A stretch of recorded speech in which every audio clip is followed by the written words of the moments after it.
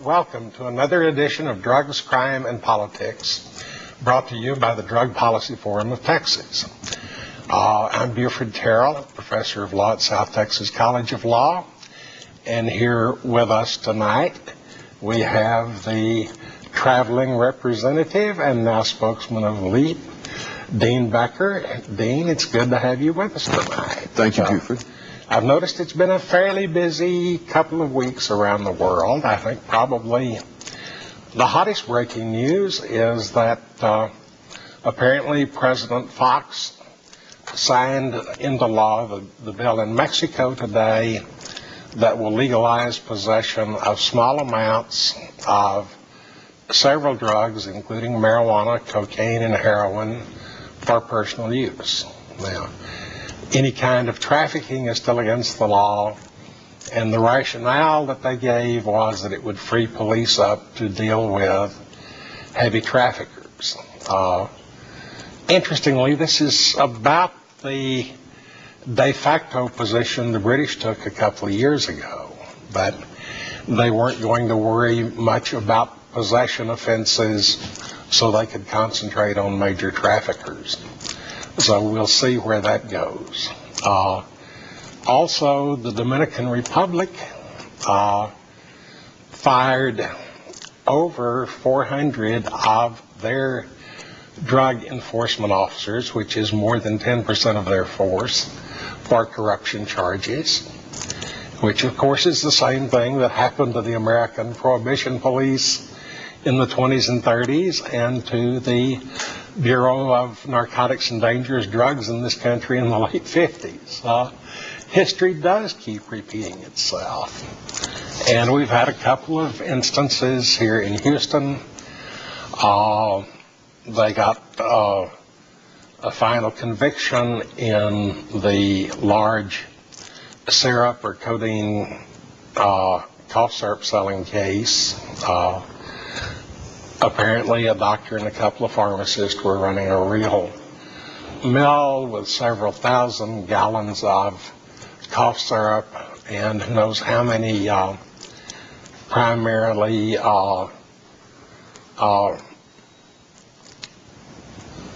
Oxycontin pills. So they've been sentenced, and apparently a brand new drug is surfacing in Dallas. We're hearing the same scare stories about it. It's called cheese. Yeah, do you know what cheese is? I actually read that article, and it's, middle school kids and things of that nature. That's the reason why it's kind of even more of a difficulty, because it's so affordable for them. It's heroin mixed with Tylenol or something else. I believe it's heroin mixed with Tylenol and sometimes Benadryl. Mm-hmm. Which makes it kind of a paste that can be held under the fingernails.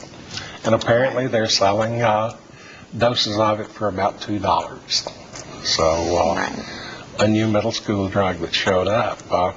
Have I missed anything that's come up? No, but speaking of Texas, of agencies that have lost their funding, recently the Texas Drug Force Agency was closed down in all of the state of Texas. Basically, they weren't producing enough results in that they were, only getting small-time possession, and Texas is closing down the drug force task. It's a drug task force. Drug task force, yeah. In order to focus on larger traffickers and things of that nature. Remember, the states had problems with the drug task force for years. Yes. Well, Tulia being the primary. Tulia being the primary one, and also up the road just past College Station at Hearn and San Antonio, Palestine, and east of us over at Liberty in that area. For those of you who don't know, Tulia, Texas was one of the largest cases in probably all of the country in which one informant, one police officer, supposedly had evidence upon 30 to 40 all African American victims, and not a shred of actual evidence was there. He said that, they had possession charges and just multiple drug charges, and there was not a shred of evidence to be found. These people were all locked up.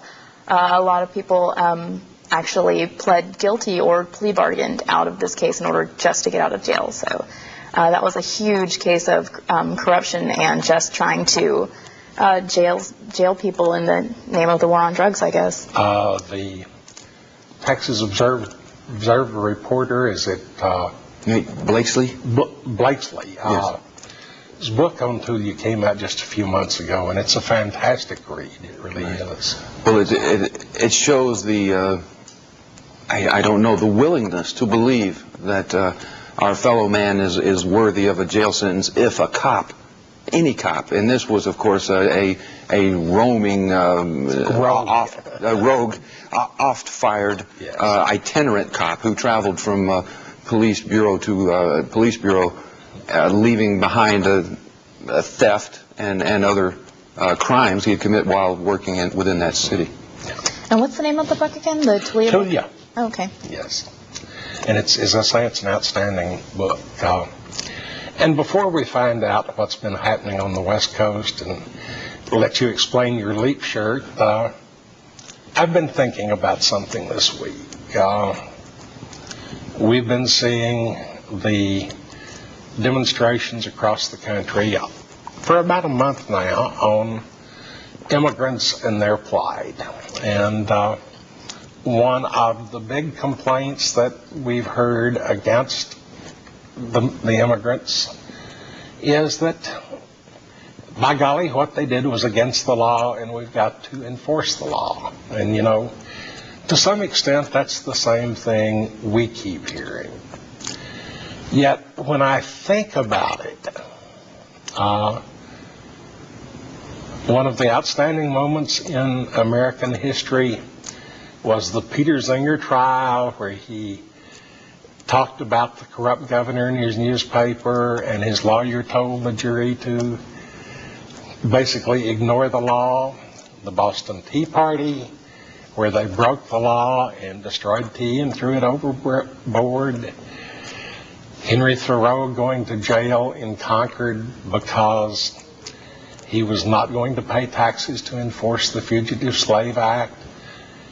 Millions of school kids in this country read Martin Luther King Jr.'s letter from a Birmingham jail. You know, sometimes saying, well, that's the law, is absolutely the worst thing to say. Unjust laws have to be resisted and opposed. And I think that what I was thinking, that with the immigrant situation, if you've got 12 million people disobeying the law, the odds are that it's the law that's wrong. Yes. And that sure starts sounding like marijuana, doesn't it? Well, it does. There's some 10, 15, maybe as much as 100 million per year here in America that use marijuana. It's hard to know. The government doesn't want those stats. It's kind of like counting Iraqi dead. They just don't want to know. But what you're saying, these comparisons to prior laws that needed breaking in order to be changed, reminds me of the situation in India, where it was once against the law to make salt out of seawater. And people went to jail breaking that law to show the inequity, the fallacy of that law as well. That's exactly right. Gandhi, in fact, based his resistance to laws on the writings of Thoreau. So it's been an American movement from the very beginning. Wow, that's interesting. Yeah. Speaking of movements, what was happening on the West Coast this month? Well, I'm lucky. Last month I got to travel to two beautiful cities in California. First, Santa Barbara, for the Mind-Body Connection, the fourth National Conference on Cannabis Therapeutics. A gathering of doctors, scientists, medical practitioners from around the world to talk about the latest science, the latest studies of the cannabis plant, what its impacts are, how it can be used, better ways to make use of the plant. And it was really wonderful. These scientists explained it to me, and it's third hand. I'll just put it this way, that we, instead of serotonin, we have within our system cannabinoid systems. Yes. Cannabinoid receptors. Receptors that exist in our bones, our muscle, our brain. In fact, just about every portion of our body has these cannabinoid receptors. One of the most fascinating things about cannabinoid receptors is that cannabinoids appear in human breast milk. Yes. And apparently newborns are extremely sensitive to them, and it may be that getting high is the first thing that babies experience. Well, you're right, Buford. It increases their appetite, makes them want to nurse, makes them want to fill their tummies, and helps them to thrive. It's a good beginning. And yet, you know, if a mother has been found to have been using marijuana, she might go to prison. The baby might be taken away. It's an upside-down situation. Well, speaking of upside-down situations, Bindu, the Food and Drug Administration kind of put their oar in where it didn't belong this week. They did. There's been a lot of There's been a lot of feedback and a lot of dissent on. On April 20th, actually, the FDA released a blanket statement saying that there's no value to medical marijuana.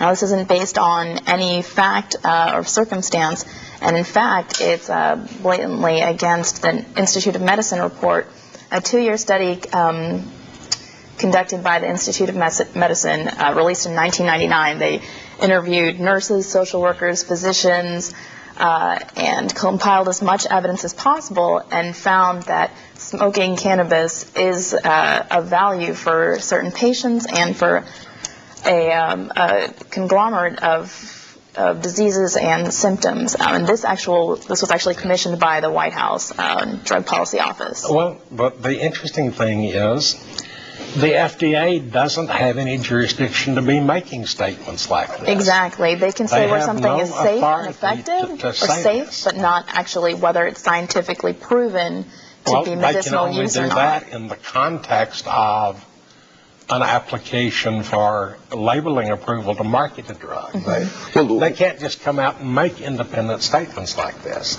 Wasn't this paper done after repeated requests from U.S. Congressman Mark Souder for them to do this, to support his contentions? And he's the guy who wants every person in America to rat one another out or go to jail for 10 years. I mean, right. But more troubling than this,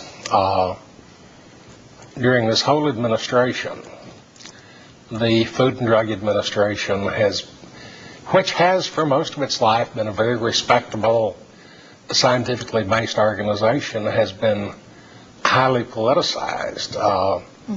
The fight over the morning after pill, the emergency contraception system, the stem cell, has raised a stink all across the country with the FDA blatantly ignoring its scientific panels on this. And then, well, without going into all of the Bush administration's total disregard and scorn for science, which really takes us far. Yes, that would be another show at least.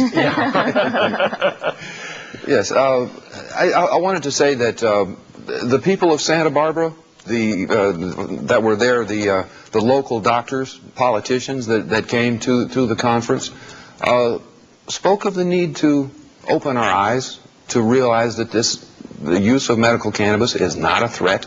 It is not harming their community, and that there are people, a lot of people that there's some contention that, oh, you get a skateboard injury, you can get medical marijuana, and that's not necessarily the case. It is for any legitimate medical condition. But they talk to the need, the AIDS patients, the Hep C patients, whose lives were maintained, prolonged, through the use of cannabis, through their ability to eat, maintain their weight, and to stay healthy. And it's good that the city, the community, is able to talk about the subject openly, whereas I'm sad to say in the city of Houston, the city council, when I try to inform them, they just say, thank you, Mr. Becker, and don't say another word. It's going to take a lot of us knowing this truth, standing for this truth, demanding that this truth be respected. And I urge you out there to educate yourself. You know, that's the whole point. There is no truth on the other side. This drug was a sham. I want to speak up on behalf of the skateboard injuries. Or not the skateboard injuries. Well, I'll do it after we take this caller. All right. Hello, caller. You're on the air. I just got back from my first trip to California ever, too, and it was very interesting to learn that you can't smoke cigarettes, but you could smoke anything else there. I actually saw on the street some amazing things. And Bush was there, too, but I didn't think he went to any of those meetings either. Let's see, y'all were talking about teas and salt taxes. It won't solve everything with one fell swoop, but whether it's, illegal immigration or the drug trade or anything else in the underground economy, I think you really have to look into the consumption tax. Nobody wants to make the problem any worse. We just all have different ways to solve it. But I would really love to hear y'all's input on the major stuff that happened last week with Mexico. I'd love to hear the details of all that. And most importantly, it's just very unusual timing for me. I mean, I would really love to hear y'all's input on that and when they plan on taxing that, too. Okay, thank you. Thank you. If it's legal, it's going to be taxed. Well, we were talking about it earlier, and briefly mentioned in the news, but they're decriminalizing small amounts, so they're not necessarily regulating and taxing. Only 5 grams of marijuana, 5 milligrams of coke, heroin, LSD. So this is mostly to kind of not deter, I think, tourists and not to create, it's already up to the judge's discretion in these cases when it's small amounts of possession. So I don't think that they're going to be on a huge route to taxing and regulating, but I think it certainly is a great step in the fact that it's absolutely pointless to think that you're being successful in eliminating drugs by, arresting 10 different people and maybe not even amounting that to an ounce of marijuana.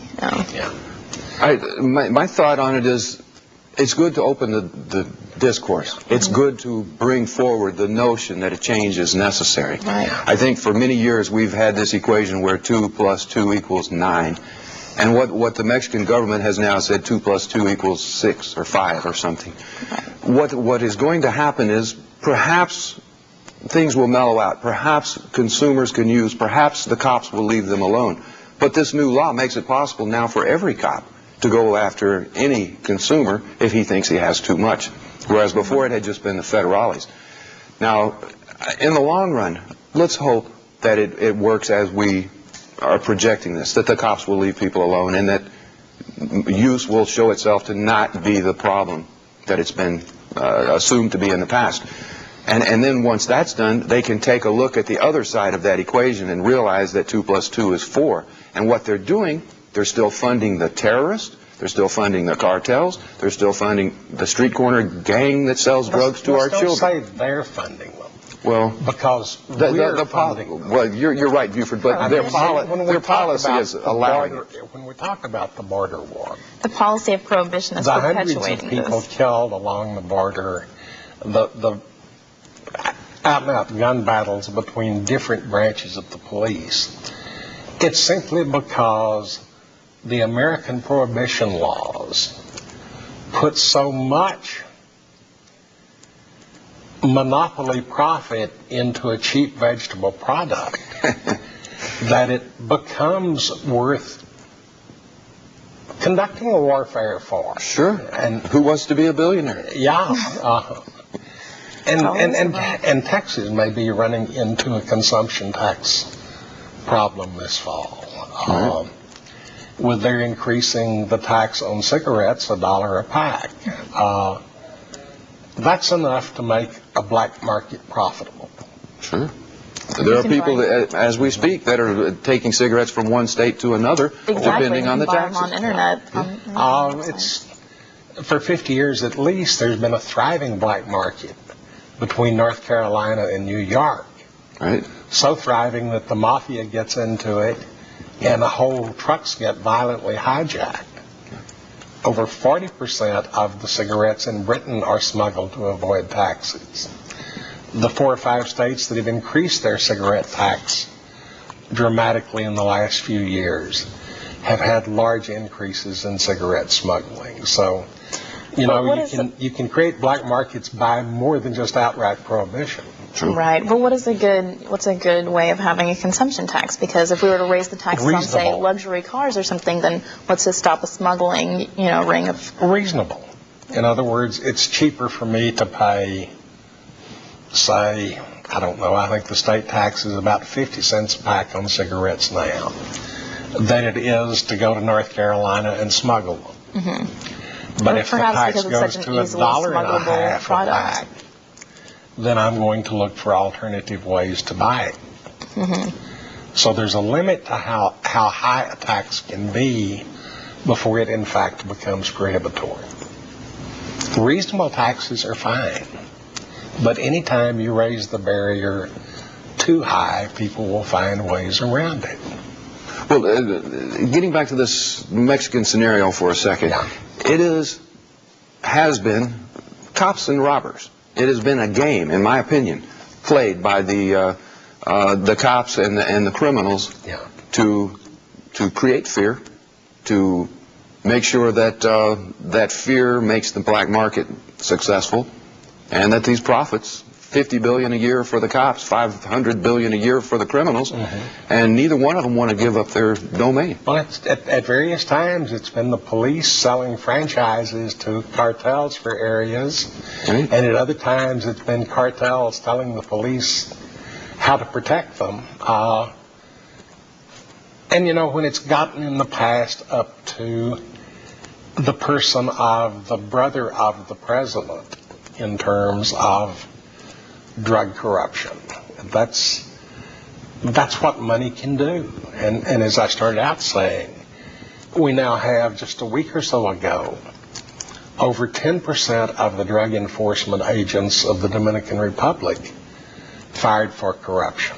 And it's the laws of the United States that put enough money into the market to make it attractive to the worst kinds of people and to make violence and corruption inevitable. Yes. And we just have to reach back a few months into Mexico, around Nuevo Laredo, where they had to bring in, I think it was 700 federal officers to take over the town because the local law enforcement had become so corrupt. Oh, that was just the last battle, though, in an open war that's been going for 30 years or longer. Oh, true. That has been one of the bloodiest battles in the history of the world. We just haven't heard that much about it. You don't hear about reporters, being killed, or hundreds of people are killed. There's actually a Drug Reform Coordination Network, which puts out their newsletter, and they have the Corrupt Cop segment, in addition to pertinent news articles going on pertaining to drug policy reform. And altogether, too often, their Corrupt Cop segment includes, cities in Texas, from the Houston Air Force smugglers to San Antonio. Think about it. I don't think we have ever mentioned our two wonderful Houston Sky Marshals. That's been an that just ongoing affair. recently pled guilty to drug smuggling while serving as air marshals, and both of them came to the Air Marshal Service from the DEA. Right. So we know where their connections were made. Speaking of police and cops, before we take our break, why don't you tell us a little bit about that shirt you're wearing, Dean? All right. I'm proud of this shirt. I feel like I've been made by this organization, to be honest with you. I just became yesterday an official spokesman for law enforcement against prohibition. Their website, by the way, is leap.cc.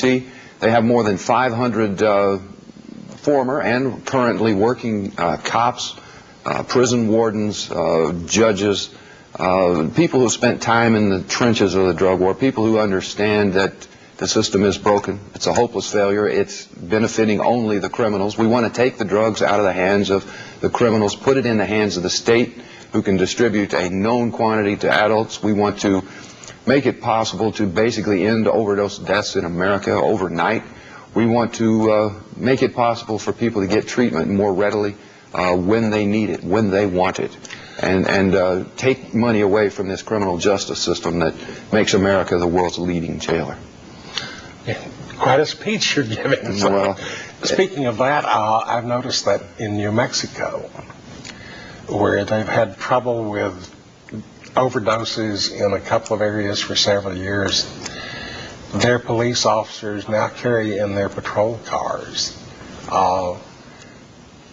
morphine antagonists so Right. that they can inject directly on the spot and prevent overdose deaths. And this is And this is the police doing it. This is a wonderful thing. It shows true understanding, real compassion, true governance, as far as I'm concerned, that the state would want to assist users rather than just immediately send them to prison. But it is that fear in states like Texas and certainly cities like Houston that if by chance you're a drug user and your friend happens to OD, or you think he might have OD'd on heroin or cocaine, you're afraid to call. You don't want to call for help for fear that You'll get arrested. You'll get arrested. Your friend will be sent to prison, and that's how most of these overdose deaths occur. It's Do you remember that wonderful scene in the movie Traffic where the kid overdoses at the party? He's in bad shape.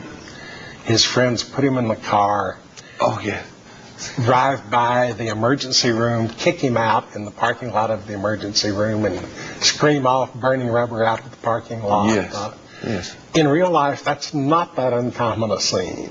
Right, and it's that fear again that this drug war engenders. The people, as you mentioned, it's possible to come up sometime later, give that antagonist against the morphine, and have that person recover. Heroin doesn't kill in a minute. It's not like on TV where you take the shot and you fade away and die. It takes 10, 20, 30, 40 minutes perhaps to run its course. And there is time to save that person, given the opportunity and the real available Those medicine. TV pictures of the person dying with a spike in their arm Yes, yes, are actually drug law deaths, yes. because those are either poisonings due to impurities in the drug that were used to cut it, or it would be the injection of an air embolism Yes. that hit the heart pretty quickly. And there are those rare instances, Yeah, where the hot shot, where I'm doing 20%, and then one day I get 100%. I do. But even that's an overdose, and it still takes Oh yes, time yes. to kill you. Right. It's not going to knock you out immediately. Yeah. No. But it's just sad that all this noise and confusion stands in the way of understanding and assistance. We insist that we have DARE officers, cops, teaching medicine to our children at school, and Which yet is primarily just fear tactics. yeah, mostly. again, fear. Fear is the driving force of the drug war. Whether it's the cops or the users, fear makes it all possible. Fear holds it together like some sort of glue. Yeah. Well, we've got a minute or two before the break, and we'll go back to one thing I wanted to say before the phone rang, and this was that with medical marijuana, we've looked at the big diseases. If we go back to when cannabis was a regular medicine, two of its biggest uses were for migraine and for premenstrual syndrome and menstrual cramps. These are both conditions today that medicines aren't always very effective. About 20% of migraine sufferers, none of the things on the market help them at all. So here's a broad area of not necessarily life-threatening diseases, but areas in which marijuana has a long, solid history of being extremely beneficial. I mean, this is something that's much, much more useful than just the big life-threatening diseases. And, you know, the Israeli army has been using it very successfully with their troops for post-traumatic stress syndrome. Right. And we've got a lot of soldiers in that condition right now. Oh, we do indeed. If I may make one comment, to any of the listeners, excuse me, I'm normally on a radio program. To any of you viewers out there who disagree with what we're saying, I really would love to hear from you. I offer cash money to anybody who'll come on my show and tell us why the drug war is a good thing. But if you have concerns with that something we're saying is wrong, please give us a call and let's talk about it. I really want to know what your fears are. I would want to help allay them. Okay, and when we come back after the break, we'll get to the normal conference you also attended, and I believe You got a you've clip got to show? some clips to show as well. So we will see you all in about a minute. And as Dean says, especially if you disagree with us, call in and let us know why. It's time to play Name That Drug by its side effects. Blurred vision, cold sweats, fast heartbeat, nausea, nervousness, shakiness, faintness, slurred speech, confusion, diseases of the adrenal, pituitary, and thyroid gland, or kidney and liver disease, and death. Time's up. The answer, insulin, another FDA-approved product. This week in drug war history, May 1st, 1972, Nobel Prize winner for economics Milton Friedman is quoted in Newsweek, legalizing drugs would simultaneously reduce the amount of crime and raise the quality of law enforcement. Can you conceive of any other measure that would accomplish so much to promote law and order? May 2nd, 2001, the Louisiana Senate passes sweeping legislation to bring relief to an overflowing state prison system, ending mandatory prison time for possession of small quantities of drugs. May 3rd, 1994, Dear Abby states publicly in her column that just as bootleggers were forced out of business in 1933 when Prohibition was repealed, the legalization of drugs would put drug dealers out of business. May 4th, 2002, the Million Marijuana March hits over 200 cities. 148 arrests were made in New York City, the only city to make arrests. This is Steve Nolan for the Drug Truth Network. And we're back. Bindu, what did you bring to us tonight? Well, actually, I'm glad you mentioned that because earlier we were talking about medical marijuana, of course, and how you can educate yourself and how to make changes is through our legislators, and I guess that's one of the easiest ways. We have a clip.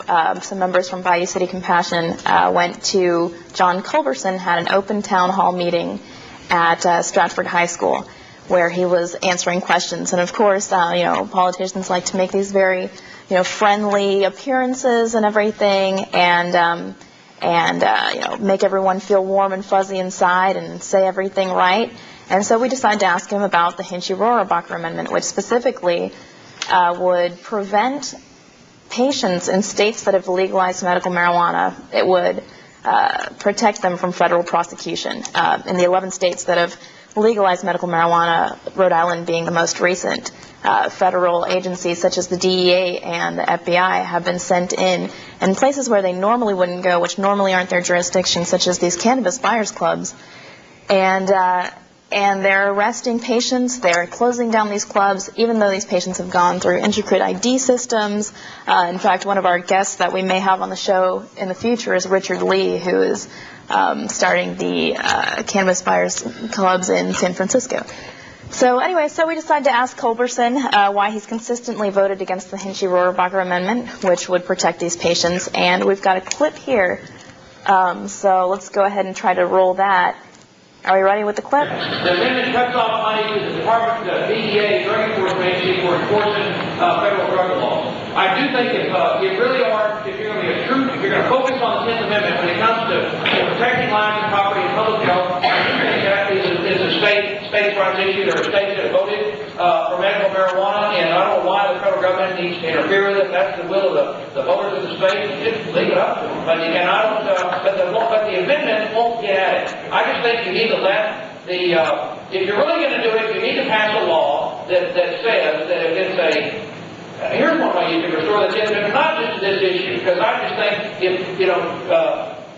you can't condone, again, drug use or illegal behavior, but if you're talking philosophically about how do you get the federal government back into the role that Thomas Jefferson and the founding fathers intended, here's one way you can do it. Is you could say there could be a certification process where the chief executive officer of the state could certify that there's a state program that does the identical to the federal program, or substantial. Okay, well, unfortunately, the beginning of the clip got cut off. We wanted to cut it off because you can see he's rambling on the end, trying to assuage his voters that he's not actually for drug policy reform, but this is how you would go about, in order to pass this law. And you can check it out at HoustonIndyMedia.org. We also, in the beginning of which was cut off, the patient was asking about Hinchy-Rohrabacher Amendment specifically, and Culberson said, quote, I think this is a states' rights issue, and I don't see why the federal government is interfering. So if you check out the website bayoucitycompassion.org, we've got pre-written letters, especially if you're in Senate District 7. If you're not, we've got pre-written letters that you can go ahead and send out anyways. If you have any questions, you can check out that website. And we've got a phone call, so let's get to our caller. Hello, caller. You're on the air.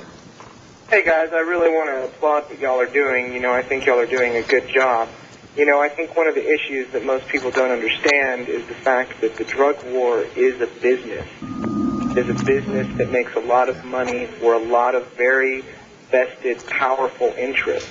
There you go. And so as long as those interests are making that money, unfortunately, it's going to be very difficult to unentrench that type of thought that we see, prevalent in our society. Well, let's think of... one of the points I wanted to make on a side issue is, were you guys aware that public access isn't going to exist in Houston in another 2 years? I had not heard that. I have not heard the details. I can't really Houston comment. Media Source renewed their contract. I don't know about the next 2 years, but he does raise a good point. I like that. We could think of all the industries that are affected and necessarily are attributed to benefiting with prohibition. The prison industry, Urine testers, treatment centers. pharmaceutical industry, which is the biggest. But there's an interesting counterforce at work here. The prison industry, and in fact, to some extent, a lot of the drug testing program and everything else, is paid for out of the state budget. And if you look at what's happened not only in Texas, but in many, many other states over the past 2 legislative cycles, the prison budgets have gotten so out of hand that the states aren't able to afford to pay for the drug war anymore. And that's why, for instance, California went to a therapeutic diversion program, why Texas changed their laws to use more probation and other kinds of diversions. A lot of people like prison guards, prison construction companies, private prison operators. Yeah, they make a lot of money. But that money comes out of state budgets where legislators don't like to raise taxes to pay for it. right, they're skimming off the top of other places where it could be spent otherwise. Well, they're not doing it anymore. The states have been really drastically cutting back on their prison budgets, which means that a lot of the political force that these drug war industries have had just doesn't exist anymore. Okay. So kind of like the Texas Drug Task Force being closed down. And yeah, so I think that, yeah, that may have been a major factor, but I think that it's another one of the things that's weakening. Well, I don't think I made mention of this. I am a reporter, producer for KPFT radio here in Houston. I produce 9 radio programs each week, 7 3-minute pieces, the 420 Drug War News, 2 half-hour shows, Cultural Baggage and Century of Lies. And we bring forward guests, judges, congressmen, scientists, doctors, Nobel laureates, people who, again, some of my friends from LEAP, who have spent time in the trenches of the drug war. And I think we all agree that there is basically no truth, justice, logic, scientific fact, or medical data that can support the continuance of this drug war. And that nowhere is that lack of evidence more glaring than it is in regards to medical cannabis. And, I think all of us have family members or know someone, a neighbor perhaps, who has benefited from medical cannabis. And I guarantee you that the validation, the reason for the laws against these other drugs, even heroin, are just about as nebulous as it is for medical cannabis. And if you would dare to examine the evidence, you'd be surprised how easy it is to prove that point. I want to, once again, if you have concerns, I offer cash money to any person on planet Earth who thinks the drug war is a good idea. And if you object to what I'm saying, if you think I'm wrong, if you think I'm leading children on the road to hell, call us. Tell us why you feel that way. I honestly need to find out why this thing continues, because there is no truth or justice involved. And I wonder why you support it with your silence. Well, let's go to the other conference you attended while you were out west. Okay. This one happened, I think it was April 19th through April 22nd. It was in San Francisco, another beautiful city. It makes me wonder why I'm in Houston. But this was the National Organization for the Reform of Marijuana Laws Conference. And again, not as many doctors and scientists, but a few indeed, attended and presented the facts that, again, make you wonder why this drug war exists, especially the need to go after patients who have done nothing more than try to alleviate a medical condition. I thought it rather invigorating that this was the first conference where I felt the predominant mindset was that, yes, we need to go after these marijuana laws, but many people are starting to get what I call the LEAP mindset, the law enforcement against prohibition folks, that all of these drugs are wrong. I think I heard it from Buford first that back before prohibition began, before 1914, that heroin sold on the shelf right next to aspirin at the very same price. Exactly the same price. And the same company. And to this day, aspirin still kills more people than does heroin. What's the problem? But I've been arguing all of these years. I started out, I think, like a lot of people, and concerned about why in the world are they coming down so heavy on weed? Mm-hmm.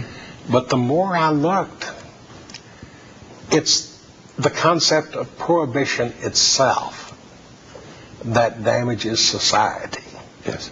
And I don't care whether you're prohibiting liquor or heroin or marijuana or Russia or Soviet Union prohibiting videotapes from the West, or the Taliban trying to prohibit Western ideas.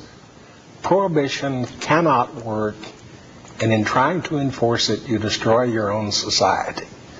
So more and more, I've gotten to where I really don't care what kind of drugs we're talking about.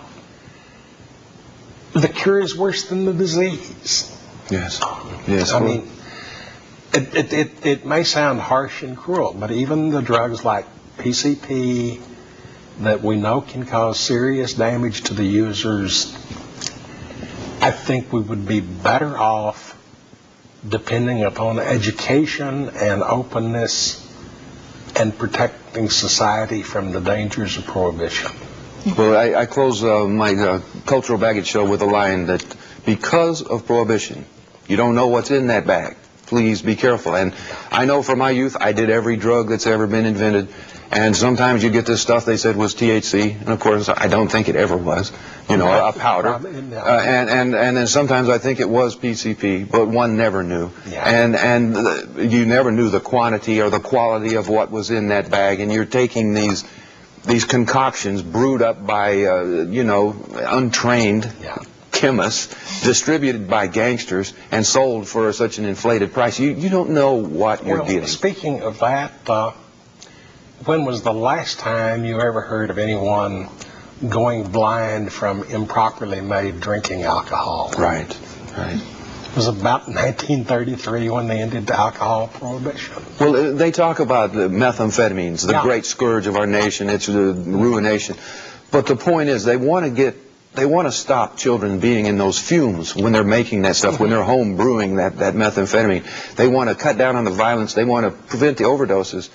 The surefire, the only way really that I can perceive is to legalize it. No one will be making that stuff in their bathtub. The funny thing is, that's one where we don't even have to legalize meth. Because after all, the pharmacists have been selling dexedrine, dextroamphetamine, which physiologically is the same thing as a legal drug since the 1930s. And when the legitimate pharmaceutical companies manufacture it, you don't have people dying from the fumes, you don't have poisonous, toxic chemicals spilled all over the place, It's done in the same kind of clean factories other pharmaceuticals are done in. And the ironic thing is that with them making millions of pills at a time, methamphetamine is supposed to be cheap, but Dexedrine from the pharmacist is even cheaper. Right. So what we've done here is that we've got a perfectly legal form of the drug sitting there. Yet we force people to go out and brew up these witches' brews, the making of which damages and kills a lot of people, to end up with a more expensive second-rate product. Right. The good thing, in my opinion, that after several states have now controlled the distribution of these pseudoephedrine, Sudafed type drugs, forcing people to sign for them, or in other ways limiting the amount they can acquire, a better product has emerged. It's being made by the cartels in Mexico and shipped up here, and it's actually a better product. Yeah, you're actually getting pure chemical methamphetamine now coming from Mexico rather than junk manufactured in someone's trailer house. So, Yeah, it's with every step we take, we're shooting ourselves in the foot. Texas and Oklahoma talk about greatly decreased numbers of arrest of meth labs, but they don't talk much about the number of meth users. Right. And the funny thing is, what would happen if we could snap our fingers and magically make all of the amphetamines disappear? Somebody come up with another drug of some kind. You They know would that. have to. Cocaine. A meth user can be very happy on either cocaine or Ritalin. Yes, well, that's true. Combination of both. Well, So yeah, you could. we're really chasing our tail with this prohibition. Well, I think one thing that we had talked about on a previous show was methamphetamine. You know, it's been so much in the news, and you don't talk about use, but it's kind of like cocaine was the big drug of choice in the news in the 80s, and I guess in the 70s it was marijuana. So this is kind of a new treat here, the new what's in the news, I guess. What is the government working on to help our children make it safer? One of the things that tickled me was the story about cheese coming out. They changed the old meth. Mm-hmm. This time when they found a new drug to pick on, cheese doesn't addict you on the first use, like crack or some of the others we've been frightened of. But it can addict you by the third use. It takes a These while. same stories, they all keep go at it. back to the Irish and the saloons in the 1840s. We've heard the same scare stories. Or the opium. But I wanted to close out. I thought you'd Yeah. ask me about Normal. I wanted to tell folks that there are several hours, I think, of their audio online at Normal, NORML.org. Steve Dillon, the chairman of the board of Normal's on there. I think Tami Chong as well. And He was one of their guest speakers, right? yes. Tami again was funny. A quick thought. He has a new movie about his time being arrested, brought to trial, in jail. That's due to be released soon. And they were playing the movie there at the hotel at the lunch break. And about halfway into it, some people started smoking something in the room, and they shut it down. They shut the movie down and cleared everyone out. Now, the conference continued, but I think that's going to be a great... I think probably what happened there, since he did a federal sentence, he's probably under a mandatory post-release supervision. And chances are, if he were in a place where it was being smoked, they'd throw him back in the slammer for another 3 years. But I still think that'll be good PR to get people into the Definitely. movie. Shut down the Normal conference because...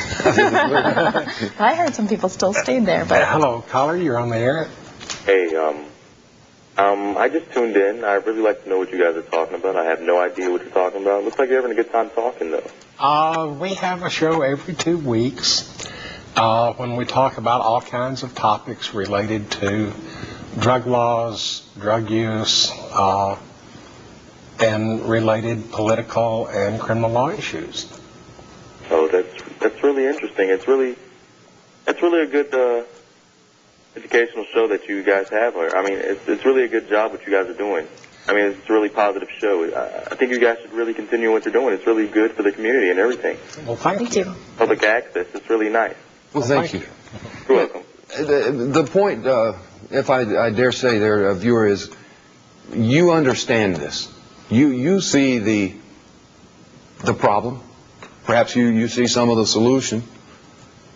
But again, by remaining silent, by not doing something, writing a letter to the editor, contacting your congressman, in some way showing you're aware of this problem, in some way doing a little something to awaken the powers that be to that need for change. Because I talk to these politicians, and behind closed doors they'll agree with me just about on everything I say, but they'll tell me their hands are tied, that they can't really do anything about it because this is what the constituents want. They don't hear that from the constituents, but by your silence, by your unwillingness to step up and call this what it is, they say their hands are tied, and you can help make the difference. You know, it's up to you to participate in making the change. Being a citizen doesn't mean voting every 4 years or talking over the back fence. It means taking an active part in recognizing and making the changes necessary to protect you and your family in the future. And that's so true. It's, how many legislators are just unwilling to kind of support legislation because of how it will look. They know in their minds, just as cops, if, LEAP, you talk to any cop, whether or not they're a part of LEAP, which is a great organization, but, my cousin's a cop, and he's asking, his previous smoker and whatnot, and he knows that marijuana laws are wrong, but, that's just part of their job. But as far as legislators go, and as far as marijuana goes, in Texas alone, 75% of citizens in a poll said that they agree with medical marijuana. And if we can write enough letters, if you can convince your congressperson, contact them and let them know that there is a huge body. This isn't just numbers; these are actual people that are voting constituents. They may be more willing to open up that conversation and talk about a sensible and rational drug policy, as opposed to continuing what we have now, this prohibition that doesn't work. Well, we're about to run out of time. Are we? If I may, I was going to say, tell us what else news happening with Dean these days. I wanted to point out that at the Normal Conference there was also a great deal of focus being brought to bear on, we talk about medical marijuana, but there is a healing property that heals the mind, the body, and spirit as well. There were several ministers out there talking about, in fact, Eddie Lepp is one of them. He's going to challenge the federal government on the constitutionality of these laws, on the need to use it as a sacrament. I, too, am a cannabis minister. I run the Church of the God's Evident Truth. And I want to read just a quick passage, if I may. This is from the first page of the Bible, Genesis chapter 1, verse 11. And God said, "Let the earth bring forth grass, and the herb yielding seed, and the fruit tree yielding fruit after his kind, whose seed is in itself upon the earth." And it was so. And the earth brought forth grass, and herb yielding seed after his kind, and the tree yielding fruit, whose seed was in itself after his kind. And God saw that it was good. That's the first page of the Bible. And I stand for my right to use cannabis as a sacrament, as a medicine, and for happiness, if that be my choice. It is given to me by God and the Constitution of this United States, the Declaration of Independence. And I challenge any person on this planet to refute that, to strike down this first page of the Bible, to tell me that I'm wrong. And I think it's necessary that we understand we were put here for a purpose, and it's certainly not to throw one another in prison for having flowers in our pocket. Well, Dean, I'm not a religious person at all, and I haven't done any scientific studies on this. But I do know from my own friends and acquaintances and people I've been around,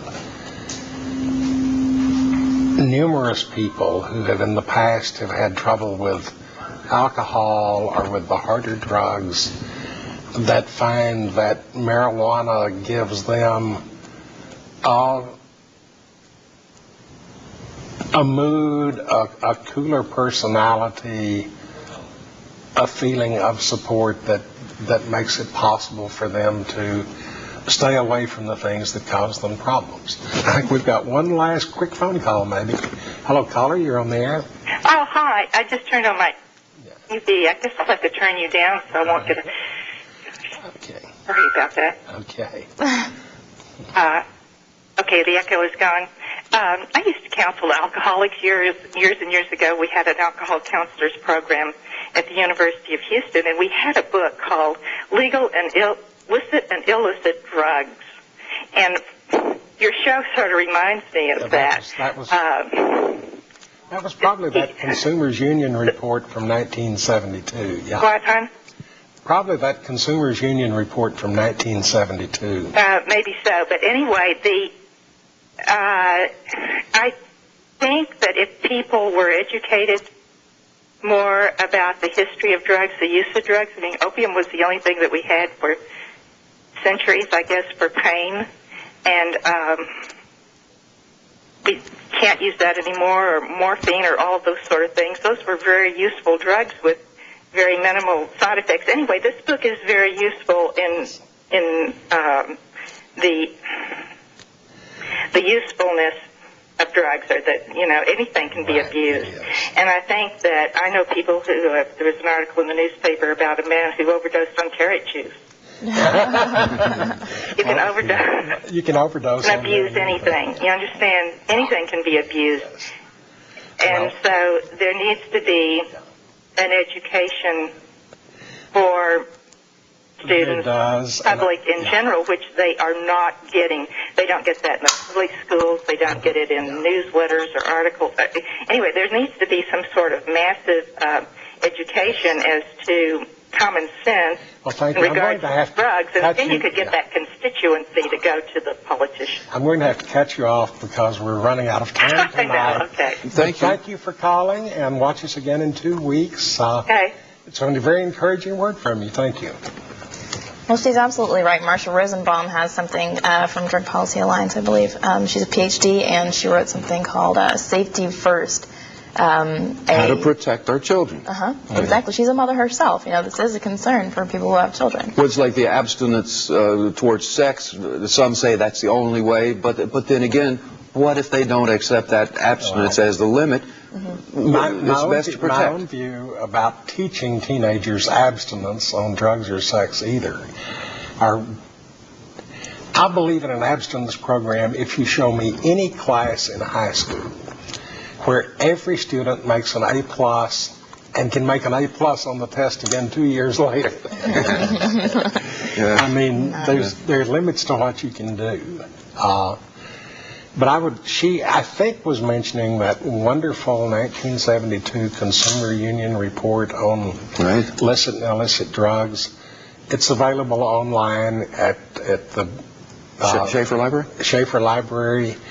And I think it's probably still the very best place for the average person to start learning more about drugs, how they affect the body, and what to do with them. Good, straightforward, common sense write-up it was, yes. Yeah.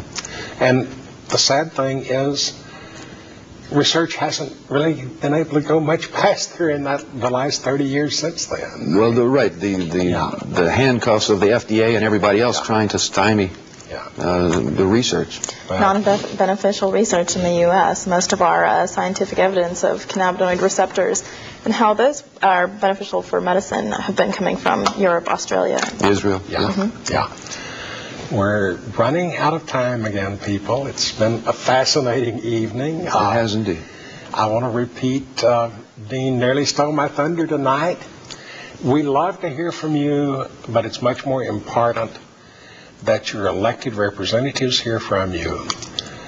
Government of the people and for the people can only work if the people in themselves get involved and tell their representatives what you want them to do. Thank you. Good night.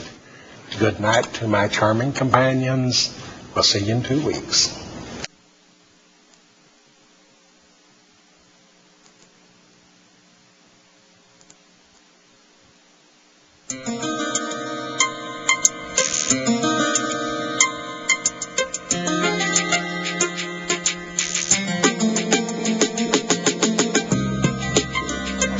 Policy of drug prohibition is hopeless. It is hopeless. It will never get better. Literally, victory today is being defined as slowing down the pace of defeat. we ought to listen to science and medicine when it comes to whether marijuana or any other substance has a medical benefit. The fact that marijuana is a less dangerous drug.